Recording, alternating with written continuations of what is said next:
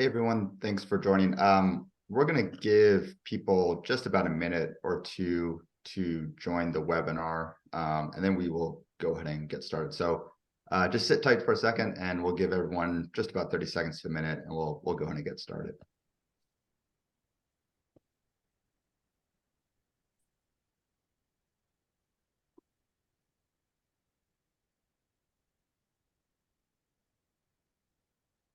All right, looks like we had a number of people join in the last 30 seconds. So John, I will throw it over to you to kick us off.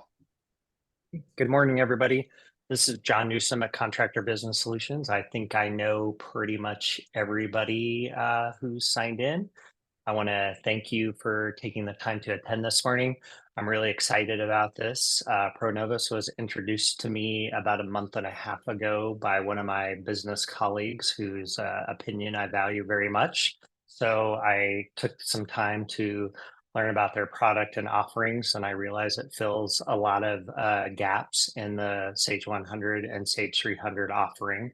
So I wanted to partner with these guys, and the first step of that partnership was kicking off a webinar to our customer base. So I'd like to introduce both Shea and Kevin from ProNovos, and I'll let you guys take it away, and I'll try to be quiet. Awesome. Thank you, John. Yes, so my name is Shea Wirsing. I'm the Senior Director of Revenue and Growth Strategy. So pretty much your go-to for any sales related questions. And I'll make sure to reach out to you, just thanking you for your time. So you have my contact information. And joining me, I have Kevin Bright, who's our product manager, and he's going to be going through a demo of the system. And then we'll make sure to wrap up with a Q&A session. Yeah, so thanks for the intro, both John and Shea. Let's dive right into it. So I'm going to share my screen here, and all right, can everyone see that? Or Shea, John, are we good? So a little background on ProNovos. So ProNovos is a construction financial intelligence platform. So what we do is we connect to your ERP system, and we will basically pull your data in every night and load that into our data warehouse. Excuse me, I'm getting over a bit of a cold here, so if I have to go on mute for a second and cough, please just excuse me. But basically what we do is we help you with your financial workflows and analytics that you have to do in your day in and day out as a construction business. So the way I like to think about it is anything that you're taking out of Sage, whether it's Sage 100, Sage 300, exporting to Excel to do some analysis to really understand your business, that's where we like to step in and provide insight. So we have a lot of different financial workflows, a lot of different dashboards that we specialize in. But I think the one that really resonates the most with a lot of people is the WIP. So that's where I'll get started.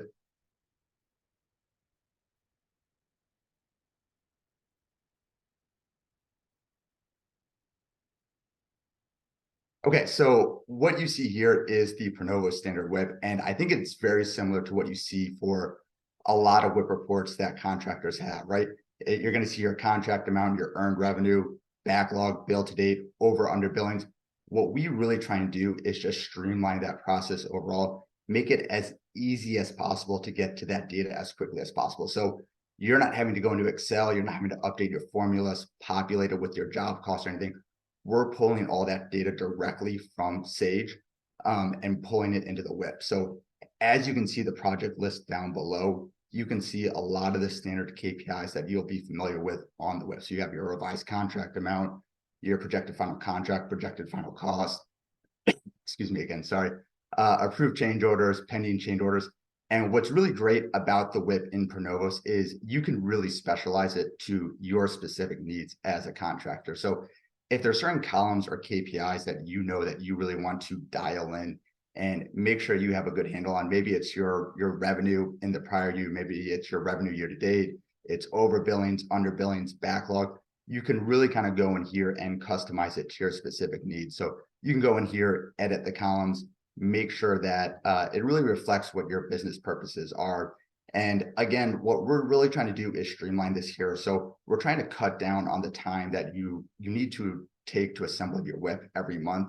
And one of the benefits we see about this is because it is cloud-based, it really increases the accessibility of the WIP to other people in your organization. I think we see a lot of this with contractors is typically the WIP becomes kind of like a static report that you generate at the end of the month. And it is something that maybe the controller has, the CFO, but it's really not helping you make business decisions. And that's something that we at ProNovos, we try and take that WIP and turn it more into a dynamic tool. So we do this in a few different ways. One, it's making the data more accessible.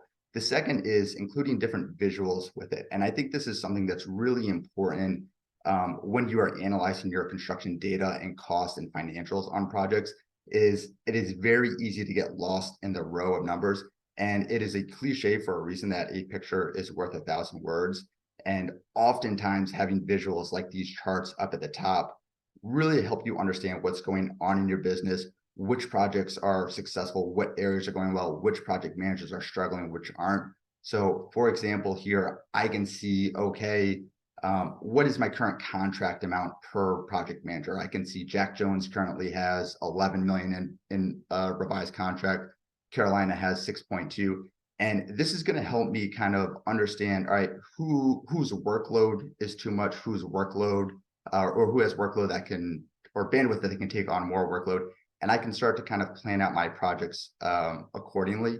And what's great about this is you can, again, customize it to your specific needs. So if I go to the layout mode here, I can edit this. And what that allows me to do is I can select different KPIs that I want to include. So let's say I want to see my current month cost or my cost to complete.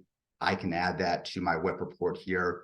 Down on the charts, let's say I want to see my approved change orders by client. I can add different charts here and I can really make it my own report so I can start to understand at a deeper level what's going on in my business.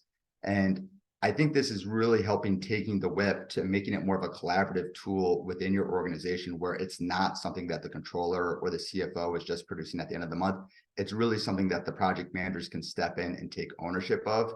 And what we really try and do that is to help them take that ownership. The biggest piece of information that they need to contribute to the WIP is their project forecast. What are those costs going to be at the end of my project? And we try and really kind of streamline that process and give them a tool to update their project forecast and allow that to flow directly into the WIP. So I'm going to give you a quick example here. If I scroll down to a project, we'll use this 23003-609 Mainnet, Texas. I can see what my contract amount is. It's $643,000. My budget is $447,000. And currently my projected final cost is $447,000 as well. So let's say we just started the project manager's 2 months into it, and he says, okay, I no longer think that revised budget of 447 is 100% accurate. We had some cost savings on buyout. We've had some overrun on some production line items. I need to go in here and update this projected cost. What they can do is they can click on this here, and it's going to bring them to a forecast page for that project.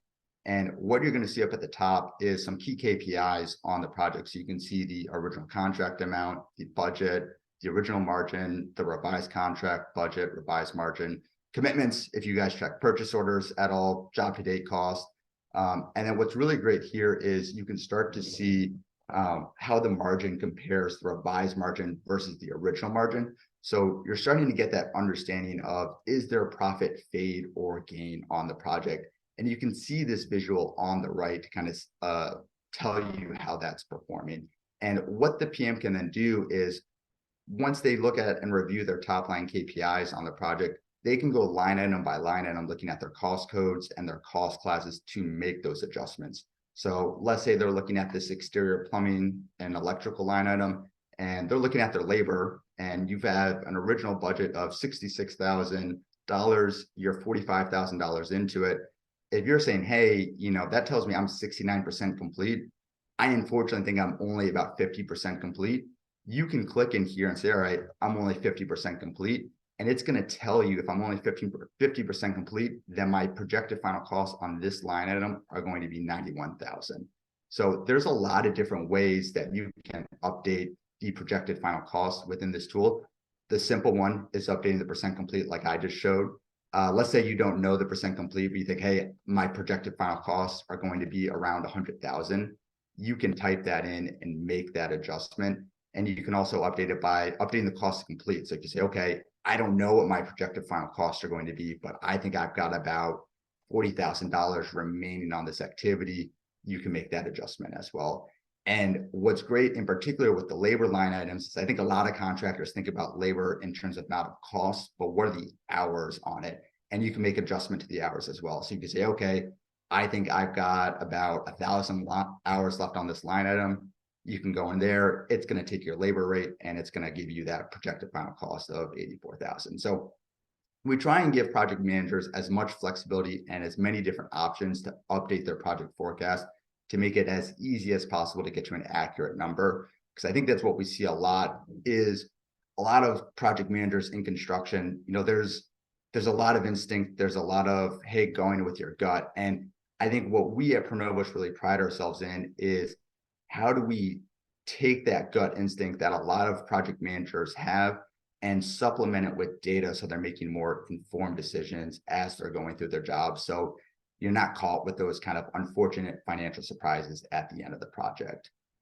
One other thing on the project forecast I always really like to point out is you have the option to drill into a specific line item.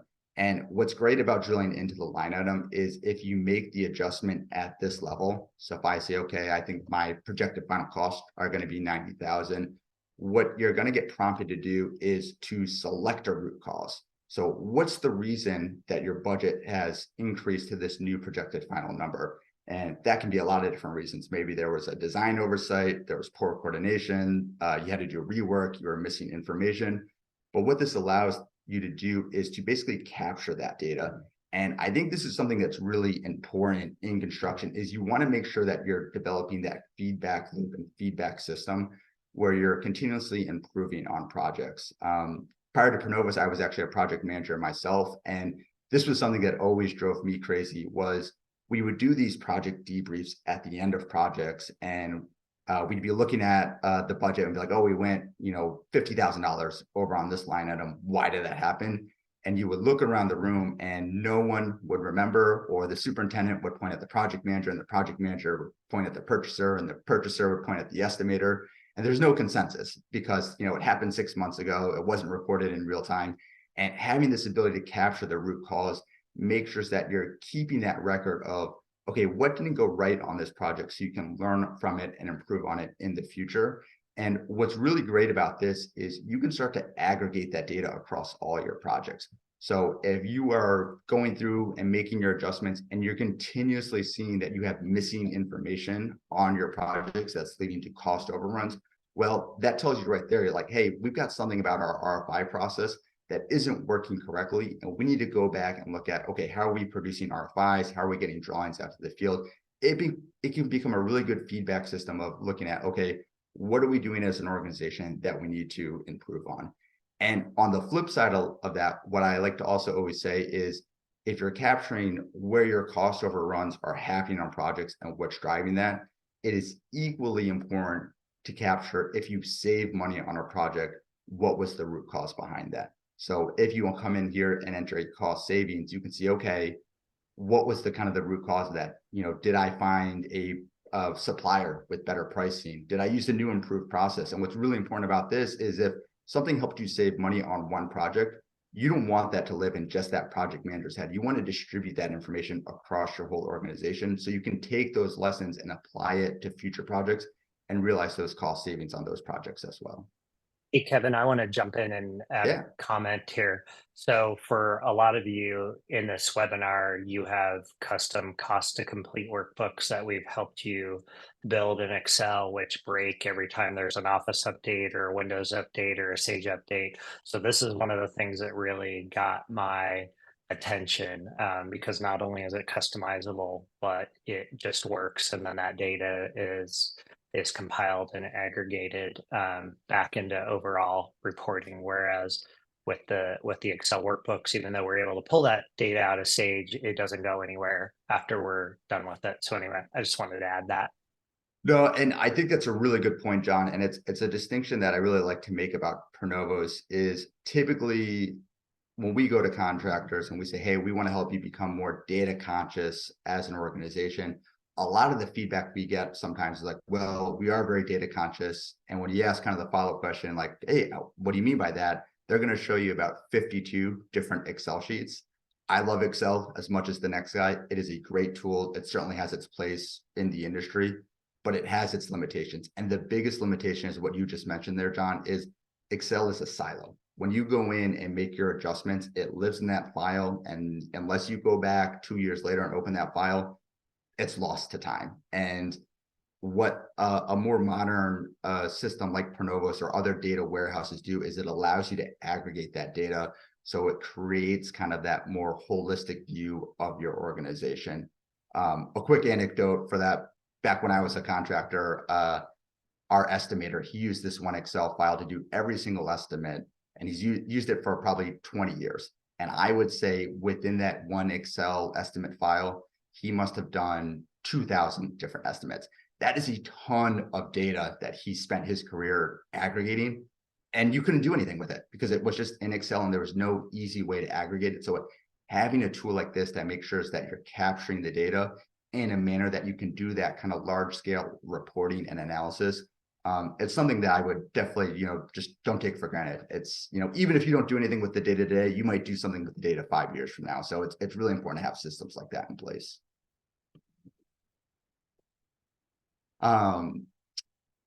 So yeah, that's kind of how the cost to complete here works. You can go through, you can make your adjustments. What you'll see is as I'm going through and making my adjustments, it's updating this total projected final cost up at the top here. So I can see now, based on the adjustments I've made, my projected final cost is $476,000.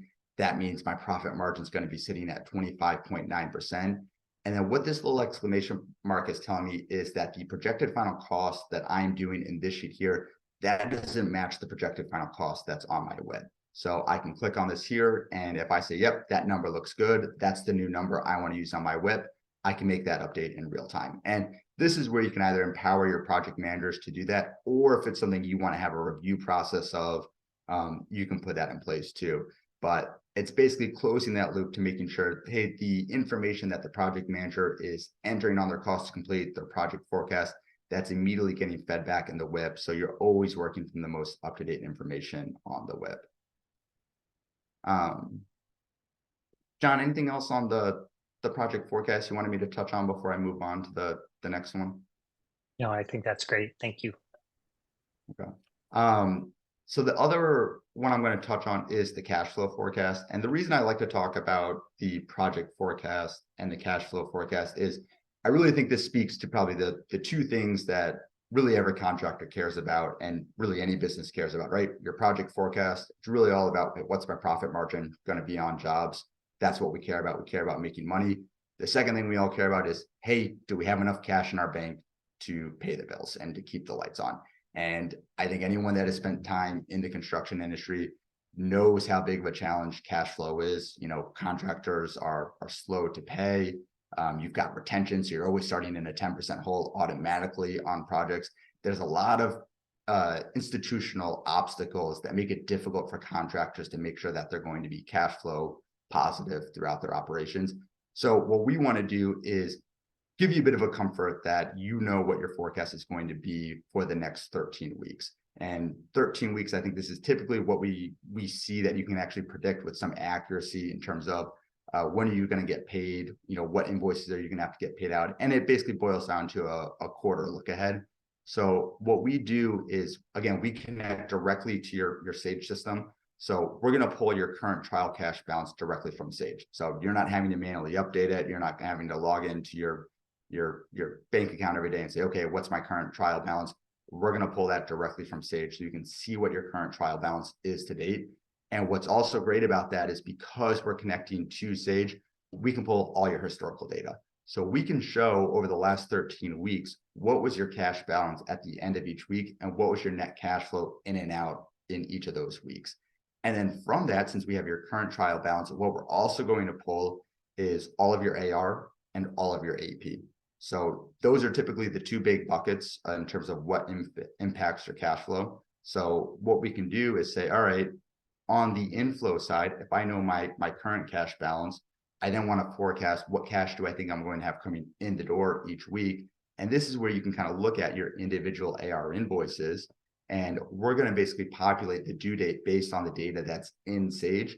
But you have the ability to go in here and modify what that is. So we can say, all right, this invoice was submitted on November 20th. I think I'm going to get paid in 30 days. My due date's on 12/20. Well, in construction, we know nobody pays in 30 days. So I want to update this my projected payment date. And I say, okay, what this is telling me is on this project, this client typically pays in the amount of number of days where I would expect to get paid on January 5th. I actually want to give myself a bit of a buffer. So I'm going to say we're going to get paid on January 12th. I can add any comments to that update. I'm going to save it. And then what you're going to see is that invoice now got moved to the week of January 7th. So in real time, I can update my cash flow forecast by basically saying, okay, when do I think I'm going to get paid for each of my AR invoices? And I can see how that's going to impact my cash position as I'm making those adjustments. What you can also do is go in here and add any other kind of items that you're going to know you have cash going out the door, or I'm sorry, cash coming in the door. So, you know, maybe there's rentals that you get income on. Maybe there's anything else that you could see income on. And then we do the same thing on the outflow side. So again, outflow, it's going to be primarily AP. So again, we're going to pull all of your AP directly from Sage. It's going to populate in this line item here. It's going to work the same way as AR. We can go in and update the payment dates. One piece of functionality that I think is really nifty is you have the ability to link AP invoices to, if you want to make sure you're not paying your vendors or your subs until you get the check from your client, you're able to link those invoices to those AR invoices that basically says, hey, make this projected payment date 7 days after the projected payment date for that AR invoice. So the other part of the cash outflow that we always see is payroll. So you're able to go in, enter what your kind of weekly or bi-weekly payroll amount is. You have the ability to basically set the frequencies. You can say, hey, do we do payroll weekly, bi-weekly, monthly?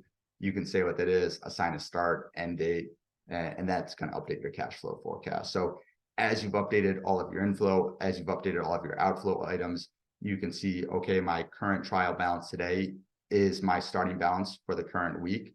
I then have all my inflow. I then have all my outflow. That tells me what my net cash flow for the week is expected to be. And then based on that net cash flow, I then know what my forecasted ending balance for that week is going to be. And then that's going to become my forecasted beginning balance for the subsequent week. And you can carry out that exercise for all 13 weeks.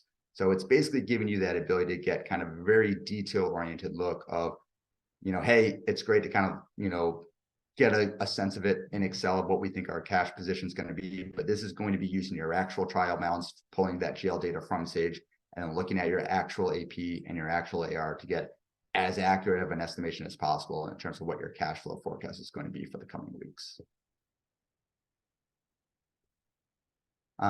So those are the two main things that I wanted to touch on were the project forecast and the cash flow forecast.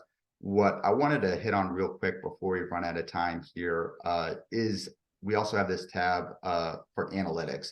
And what this is basically we've spent some time pre-building dashboards that we know are really popular with contractors across some areas that we see a lot of different people that are looking for insight on.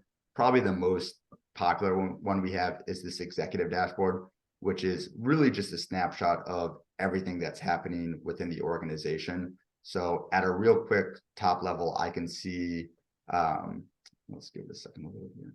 I can see what my gross profit to date is, my gross profit margin, my revenue to date, what my current backlog is, what's my current trial balance, outstanding AR, my AR aging, what's my current employees on payroll, what was my last payroll amount, what's my payroll broken down by department, project held. I can look at it from a few different metrics, over under billings, percent billed. I can filter on it. So I have a lot of different ways that I can look at my information. And this is great because it really helps give you just that quick snapshot of what's happening in my organization. So this is the executive dashboard. Obviously, it's meant more for a C-suite to really kind of give you that holistic view. But we have a lot of different ones. Another really popular dashboard we have is around billings, where it's going to tell you, here are all my projects where I've experienced cost in a month.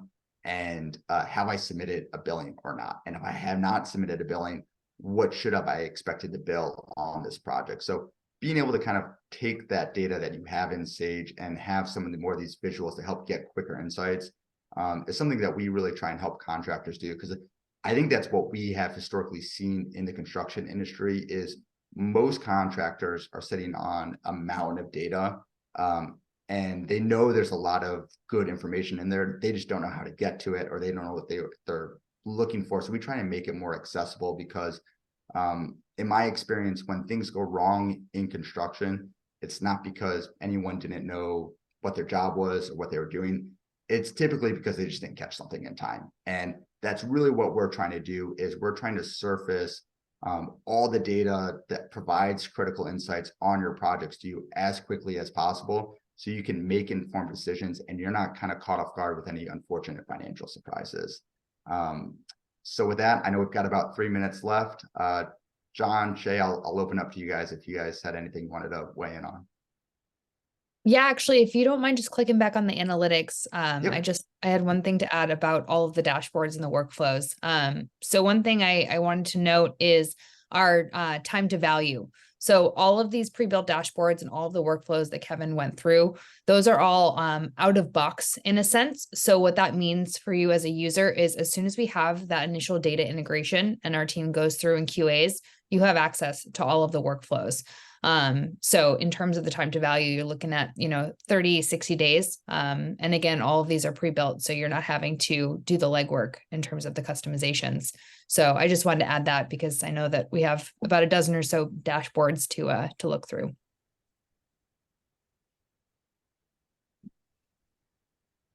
Jon, did you have anything you wanted to add before we Yeah, jump the to? only thing I wanted to add is, I think you guys on the call can probably see why I got excited about this, because this is a real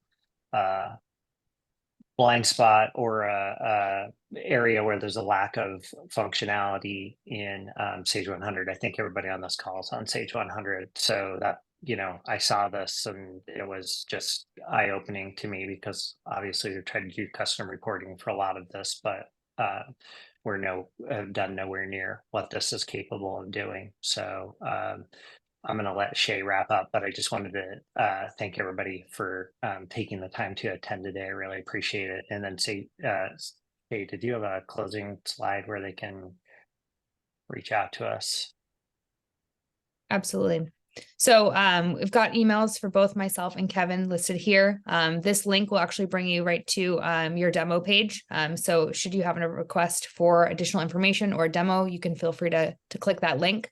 One thing to also note for year end is we're going to be extending an additional 25% off to any of you clients that decide to move forward with ProNovos before the end of the year.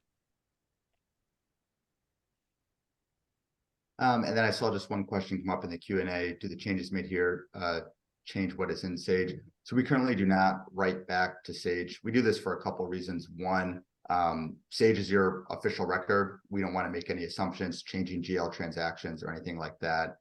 We're very cognizant of that.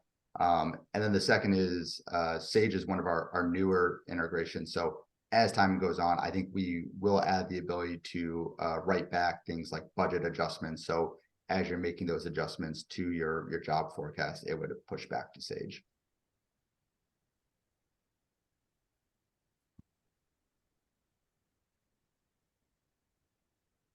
Perfect. Thank you very much for the question, and thank you everyone for attending. We appreciate it. Thanks so much, everybody.